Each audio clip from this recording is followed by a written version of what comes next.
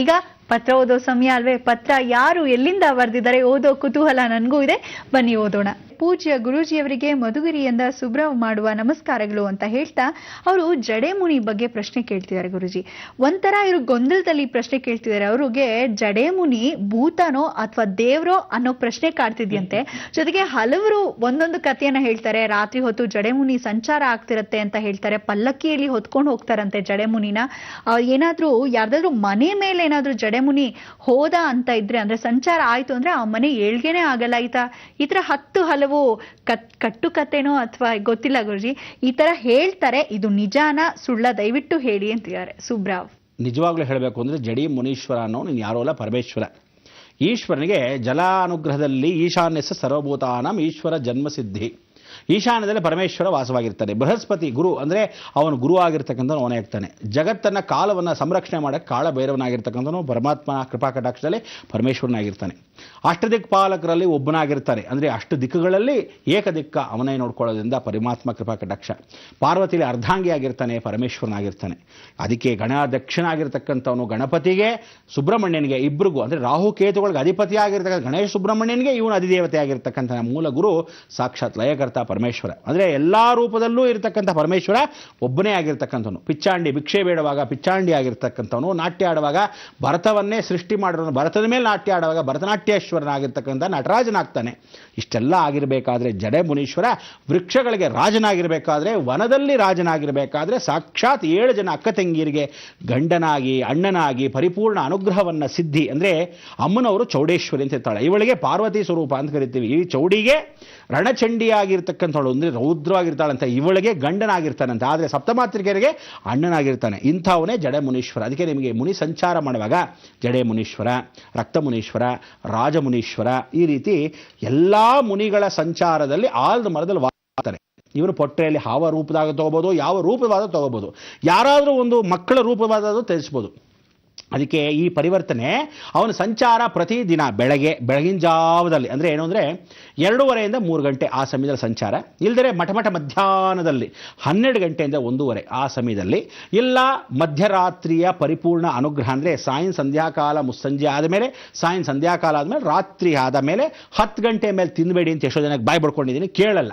ಆದರೂ ಸಹ ಹೇಳ್ತಾ ಇದ್ದೀನಿ ಕೇಳಿ. 11ರಿಂದ 1:30 ಕಾಲದಲ್ಲಿ ಆ ಸಮಯದಲ್ಲಿ ಅವನ ಸಂಚಾರ ನಿಯಮ. ಅದಕ್ಕೆ ಅದಾದ ಮೇಲೆ ಮತ್ತೆ ತಿರುಗಿ 2 ಕಾಲಿಂದ ಈ ರೀತಿ ಸಂಚಾರ. ಇವನ ಚತುರ್ಥ ಸಂಚಾರ ಅಂತ ಕರಿತೀವಿ. 4 ಬಾರಿ ಸಂಚಾರ ಮಾಡ್ತಾನೆ ಒಂದು ದಿವಸದಲ್ಲಿ. ಪಲ್ಲಕ್ಕಿಯಲ್ಲಿ ಹೊತ್ಕೊಂಡು ಹೋಗ್ತಾರೆ ಅಂತ ದಿವ್ಯ ಹೇಳಿದ ಹಾಗೆ ನಿಜವಾಗ್ಲೂ ಇವನ ಪಲ್ಲಕ್ಕಿಯನ್ನು ಹೊತ್ಕೊಂಡು ಹೋಗೋದು ನೀವು ನೋಡಿಲ್ಲ. ಅಮಾವಾಸ್ಯೆಂದು ಇವನ್ನ ನೋಡಿದ್ರೆ ಯಾವ ಕಾಲಕ್ಕೂ ಎಲ್ಲರೂ ಭಯಭೀತರೆ ಎಷ್ಟು ಚೆನ್ನಾಗಿ ಆಗ್ತೀರ ಅಂದರೆ ಜನ್ಮದಲ್ಲಿ ಉಸಿಸ್ ಕಟ್ಟು ಸತ್ತು ಹೋಗ್ತೀರ. ನಿಜವಾಗ್ಲೂ ಎಲ್ಲರೂ ಇವ್ ನೋಡೋಕ್ಕಾಗಲ್ಲ. ಜಡೆ ಮುನೀಶ್ವರನ ಹತ್ರ ಕೂಡ ಸುಳಿಯೋಕ್ಕೆ ಸಾಧ್ಯ ಇಲ್ಲ. ಅವನು ನಡ್ಕೊಂಬಂದಾಗ ಸರಿಯಾ ಕಡೆ ಅಂತಾನೆ. ಆ ಥರ ಒಂದು ಭಯಭೀತಿ ದಿಗ್ಭಾಲ ಆಗುತ್ತೆ, ದಿಗ್ಭ್ರಮೆ ಆಗುತ್ತೆ. ನಿಮಗೆ ಗೊತ್ತಿಲ್ಲ ಅವನ ಅಲಂಕಾರ ಸ್ವರೂಪ. ಜಡೆಯನ್ನು ಜಡಾಶಂಕರ ಬಿಟ್ಟಿರ್ತಾರೆ. ಆ ಜಡೆಯನ್ನೇ ನೋಡ್ತಕ್ಕಂಥದ್ದೇ ಆಲ್ದ ಮರದಲ್ಲಿ ಹೇಗೆ ಜಡೆಗಳನ್ನು ಬಿಟ್ಟಿರ್ತಾರೆ, ಆ ಬೇರುಗಳು ಬಿಟ್ಟಿರುತ್ತೆ, ಅದು ಭೂ ಸಂಚಾರ. ಅವನೆಲ್ಲಿ ವಾಸವಾಗಿರ್ತಾನೆ ಅಂದರೆ ಆ ಮರದಲ್ಲಿ ವಾಸವಾಗಿರಲ್ಲ. ಅವನು ವಾಸವಾಗಿರ್ತಕ್ಕಂಥ ಮರ ಏನು ಅಂದರೆ ಯಾವ ಜಡೆಯಲ್ಲಿ ಜಡೆ ಭೂಸ್ಪರ್ಶವಿಲ್ಲದೆ, ಅಂದರೆ ಒಂದು ಮರ ಆಲ್ದ ಮರದಲ್ಲಿ ಜಡೆ ಬಿಡದೇ ಇರತಕ್ಕಂಥ ಎಲ್ಲೂ ಬೇರು ಬಿಡಲ್ವೋ ಅಂಥ ಮರದಲ್ಲಿ ಇರ್ತಾನೆ. ಅಂಥ ಮರ ಕೆಲವೊಂದು ಜಾಗದಲ್ಲಿ ರಾಜಮುನೀಶ್ವರ, ನಿರ್ವಾಣ ಮುನೀಶ್ವರ, ಅಂದರೆ ಆ ಸಮಯದಲ್ಲಿ ಇಂಥ ಕೂತ್ಕೊಂಡಿರ್ತಕ್ಕಂಥ ಜಡ ಮುನೀಶ್ವರ, ಮಹಾಕಾಳ ಮುನೀಶ್ವರ ಅಂತ ಕೂತಿರ್ತಾನೆ. ಮಹಾಕಾಳ ಮುನೀಶ್ವರನಲ್ಲಿ ಮಾಂಸಾಹಾರಗಳನ್ನು ನೈವೇದ್ಯ ಮಾಡ್ತಕ್ಕಂಥದ್ದು. ಕೆಲವರೆಲ್ಲ ಆ ಪದ್ಧತಿ ವಾಡಿಕೆ ವನದಲ್ಲಿ ಮಾಡ್ತಕ್ಕಂಥದ್ದು. ನೀವು ಸುಬ್ರಾವರೇ, ನೀವು ಖಂಡಿತ ಈ ಥರ ಇರ್ತಕ್ಕಂಥದ್ದು ದೇವರು ಹೊರತು ಯಾವ ಕಾಲಕ್ಕೂ ಭೂತ ಅಂತ ಭಯ ಪಡೋದಾಗ್ಲಿ ಖಂಡಿತ ಅಲ್ಲ. ವಿದ್ಯೆ ಕೊಡೋದಾಗ್ಲಿ, ಮಕ್ಕಳಿಗೆ ಜ್ಞಾನ ಸಿದ್ಧಿಯನ್ನು ಕೊಡೋದಾಗ್ಲಿ, ಮಕ್ಕಳು ಚಿಕ್ಕ ವಯಸ್ಸಲ್ಲಿ ಉಚ್ಚೆ ಹೋಗ್ತಿರ್ತಾರೆ, ಇವ್ರನ್ನ ಕಾಪಾಡ್ತಕ್ಕಂಥದ್ದು. ಯಾವಾಗಲೂ ರಾಹು ಸಂಚಾರದಲ್ಲಿ ಇರ್ತಾನೆ ಗೊತ್ತೇ ಇಲ್ಲ. ಕೆಲವ್ರಿಗೆ ಬೆಡ್ ರಿಡನ್ ಆಗಿರ್ತಾರೆ. ವಯಸ್ಸಾದ ಕಾಲದಲ್ಲೂ ಗಂಡಸರಿಗೆ ನಿಂತಿರ್ತಾರೆ, ನರಗಳು ಅವ್ರ ಕೈಲಿ ಕಂಟ್ರೋಲ್ ಇರಲ್ಲ. ನನಗೆ ಗೊತ್ತಿಲ್ಲದೆ ಉಚ್ಚ ಹೋಗ್ಬಿಡ್ತಾ ಇರ್ತಾರೆ ನಿಂತ್ಕೊಂಡು ಎಲ್ಲಂದ್ರೆ ಅಲ್ಲಿ. ಈ ಥರ ಆಗತಕ್ಕಂಥವ್ರಿಗೆಲ್ಲ ಪರಿಹಾರ ಯಾರು ಗೊತ್ತಾ? ಇದೇ ಮುನೀಶ್ವರ. ಮಕ್ಕಳಿಗೆ ಮಾತಿಲ್ಲ ಅಂದರೆ ಬೇಗ ಮಾತು ಕೊಡೋನು ಇದೇ ಮುನೀಶ್ವರ. ಅದಕ್ಕೆ ಹೇಳೋದು ಮುನೀಶ್ವರನ್ ಯಾರಲ್ಲ, ಸಾಕ್ಷಾತ್ ಪರಮೇಶ್ವರನೇ. ಆ ಪರಮೇಶ್ವರ ತಪಸ್ಸಿಗೆ ಕೂತ್ಕೊಂಡಾಗ, ವನದಲ್ಲಿ ಕೂತ್ಕೊಂಡಾಗ, ಕೋಪದಲ್ಲಿ ಕೂತ್ಕೊಂಡಾಗ, ಚೌಡಿ ದೂರ ಆದಾಗ, ಅದಕ್ಕೆ ಎಲ್ಲ ಮಲೆನಾಡು ಪ್ರಾಂತದಲ್ಲಿ ನೋಡ್ಕೊಂಬನ್ನಿ. ಯಾವ ಕಾಲಕ್ಕೂ ಮರ್ಕೆರೆ ಆಗಲಿ, ಸುತ್ತಮುತ್ತಲು ಇರ್ತಕ್ಕಂಥ ಚಿಕ್ಕಮಂಗ್ಳೂರು ಆಗಲಿ, ಸುತ್ತಮುತ್ತಲು ಇರ್ತಕ್ಕಂಥ ಕಾಫಿ ಎಸ್ಟೇಟ್ ಆಗಲಿ, ಎಲ್ಲರೂ ಚೌಡಿ ಪೂಜೆ ಅಂತ ಮಾಡ್ತಾರೆ. ಆ ಚೌಡಿಗಳಿಗೆಲ್ಲರಿಗೂ ಕಾವಲುಗಾರ ಇವನು. 7 ಜನ ಸಪ್ತಮಾತ್ರಿಕೆ ಇರ್ತಾರೆ, ಇವ್ರಿಗೆಲ್ಲರಿಗೂ ಅಣ್ಣನಾಗಿರ್ತಕ್ಕಂಥವನು. ಅದಕ್ಕೆ ಬ್ರಾಹ್ಮಿ, ವಾರಾಹಿ, ಕೌಮಾರಿ, ಇಂದ್ರಾಣಿ, ವೈಷ್ಣವಿ, ವಾಹೇಶ್ವರಿ, ಚಂಡಿಕಾ, ದುರ್ಗಾ, ಪರಮೇಶ್ವರಿ ಸ್ವರೂಪದಲ್ಲಿ ಇವನು ಮುನೀಶ್ವರನ ವಾಸವಾಗಿರ್ತಾನೆ. ಅದಕ್ಕೆ ಈ ದಯವಿಟ್ಟು ಈ ಮುನೀಶ್ವರ ಪ್ರೇತ ಆಗಲಿ ಭೂತಗಳಾಗಲಿ ಖಂಡಿತ ಅಲ್ಲ, ಭೂತಗಳಿಗೆ ಅಧಿಪತಿ ಸಾಕ್ಷಾತ್ ಪರಮೇಶ್ವರನೇ ಇವನು. ಇವನ್ನ ನಮಸ್ಕಾರ ಮಾಡೋದು ಬಹಳ ಮುಖ್ಯ. ತ್ರಿಶೂಲ ಆಕಾರದಲ್ಲಿ ಇರ್ತಾನೆ, ಅದಕ್ಕೆ ತ್ರಿಗುಣಾಕಾರ ಅಂತ ಕರಿತೀವಿ. 3 ಸಂಚಾರದಲ್ಲಿ 4 ಸಂಚಾರ ಬಹಳ ಮುಖ್ಯ. ಅದರಲ್ಲಿ 3ನೇ ಸಂಚಾರ ಯಾವ ಕಾಲಕ್ಕೂ ಹತ್ತಿರಕ್ಕೆ ಹೋಗಬಾರ್ದು, ಅಂದರೆ ಮಠ ಮಧ್ಯಾಹ್ನದಲ್ಲಿ ಹೋಗಬಾರ್ದು.